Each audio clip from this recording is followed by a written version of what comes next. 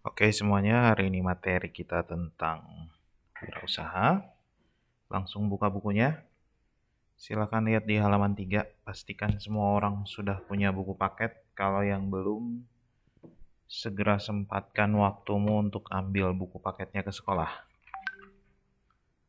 Oke, sekarang kita melihat mulai dari materinya adalah,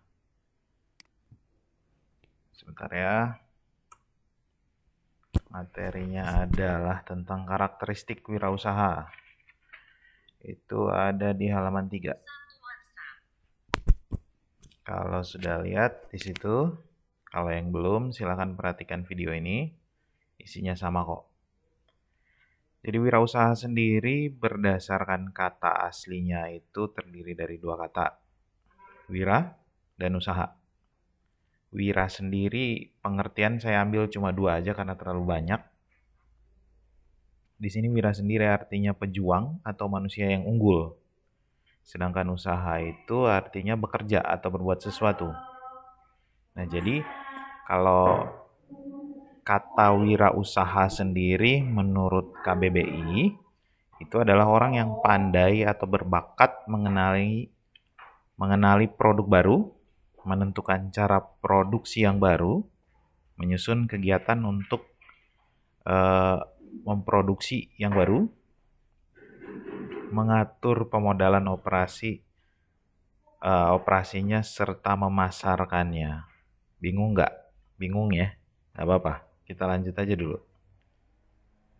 Pelaku wirausaha disebut juga entrepreneur. Ini istilah kerennya entrepreneur, kurang lebih seperti itu.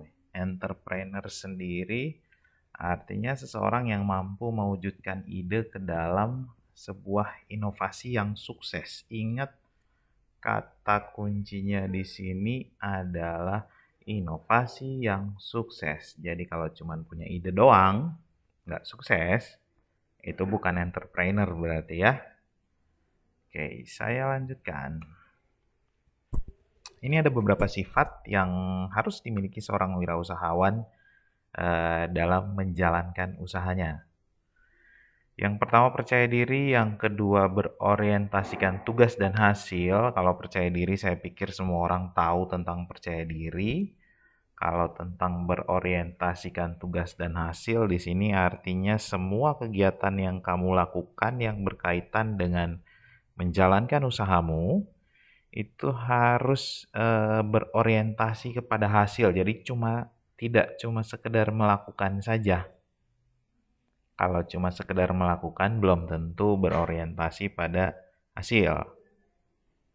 Oke, terus yang berikut berani mengambil resiko. Skip, udah tahu artinya pasti. Kepemimpinan, skip.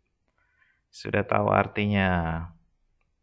Lalu yang berikut keaslian. Nah, kalau keaslian di sini maksudnya eh, ide sebuah usaha atau ide sebuah produk itu diharapkan asli, tidak ada plagiat, tidak ada dompleng dan lain-lain.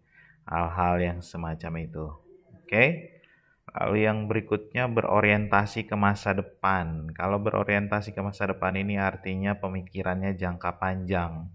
Kita nggak produksi sesuatu hanya untuk habis hari ini, tapi berharap bahwa eh, apa wirausaha yang kita jalankan itu akan berlangsung panjang, terus menerus, semakin hari semakin besar. Kalau bisa ekspansi ya ekspansi, kalau tidak nanti cari tahu sendiri ya ekspansi artinya apa ya. Kalau tidak ya berarti melanjutkan mengembangkan kemana-mana. Oke, ini berisik banget sih chatnya.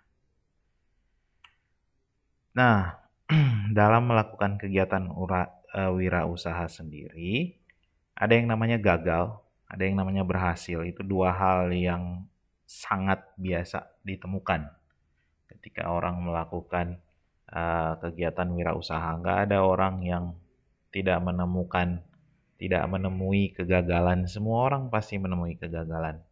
Nggak ada orang yang dari anggaplah 10 kali mencoba, 10 kali gagal, saya pikir nggak ada kayak gitu. Pasti ada kondisi di mana dia berhasil satu kali. Nah, ini sebenarnya keberhasilan dan kegagalan ini apa sih pemicunya? Nah, pemicunya sendiri ada pemicu dari dalam diri wirausahanya atau pemicu internal, lalu ada dari lingkungan atau pemicunya itu eksternal dari luar, dari orang lain kah, dari kondisi lapangan ataukah dari peraturan pemerintah dan lain-lain. Masih belum jelas, saya yakin masih belum jelas karena penjelasan saya masih mengambang karena kamu harus menemukan sendiri. Ya, kamu harus menemukan sendiri. Untuk itu sudah disiapkan latihan. Berikut ini latihannya. Oke, ada 1, 2, 3. Ada 5 poin tapi intinya cuma 1. Ya, intinya itu kamu pelajari kisah sukses wirausahawan. Lalu lihat apa aja sih yang membuat dia bisa sukses. Kira-kira pengalaman suksesnya itu kayak gimana? Lalu kamu bikin presentasinya. Jangan berpikir presentasi yang terlalu sulit. Kamu cukup merekam dirimu, divideokan. Posisi wajah harus terlihat. Divideokan, kamu menjelaskan apa sih yang jadi faktor kesuksesannya. Lalu nanti dikumpulkan ke GCR kelas 10. Oke? Jangan lupa di situ harus disebutkan nama wirausahawannya yang kamu ambil sebagai sampel di sini. Kalau kurang jelas, silakan bertanya ke saya via chat di WhatsApp group. Thank you.